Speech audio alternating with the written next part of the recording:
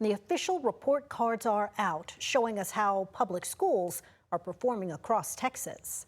The Texas Education Agency released its 2026 accountability ratings. Statewide, 85% of rated campuses got a C or better. 24% of schools saw their ratings improve from last year, while 22% saw a drop. 20 Austin ISD schools got Fs this year, more than any other district in the state. Those are shown in red on this map. And as we told you yesterday, failing grades at 2 of those campuses may trigger a state takeover.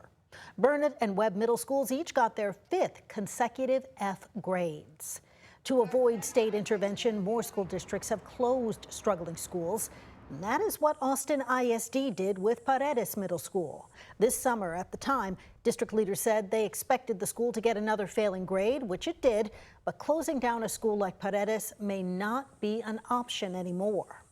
KVUE's Daniel Perot joined us now to break down a new rule that's set to take effect this weekend, changing when and how a district can close a school. Daniel? That's right. There are 7 Austin ISD schools that got their 4th straight F rating this year. You can see them behind me. But of these, only 2 will be open when the new school year starts next week. The district has shuttered the other 4 schools because it is something that districts that Austin ISD might not be able to actually do again in the future. Just weeks before the start of this new school year, Austin ISD leaders shut down Paredes Middle School, noting it was destined for another failing grade.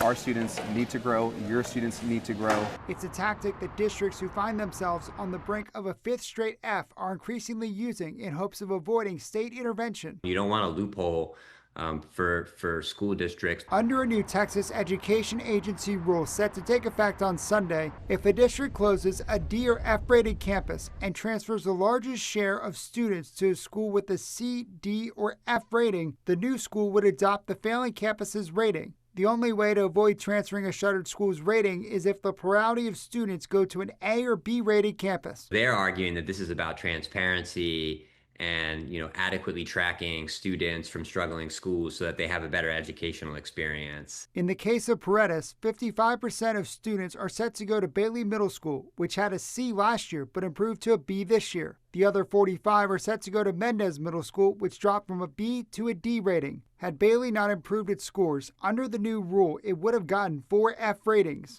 This rule change potentially makes it even more difficult for districts to do the things they believe are best for their district. Critics say the rule change ties the hands of school districts, restricting their ability to deal with things like enrollment or budget challenges, which might require closing schools. This rule change doesn't necessarily take into context what a school district might be wrestling with beyond academics. The TEA says the new rule is meant to clarify when and how districts are allowed to close campuses. It's not clear whether it will impact school closures or relocations that were approved before it takes effect on Sunday. You want school districts to have some flexibility. You also just don't want school districts getting out of taking responsibility for schools when they have, many years of failures. And so it's a tough spot. A tough spot that just got tougher for districts looking to stave off state intervention.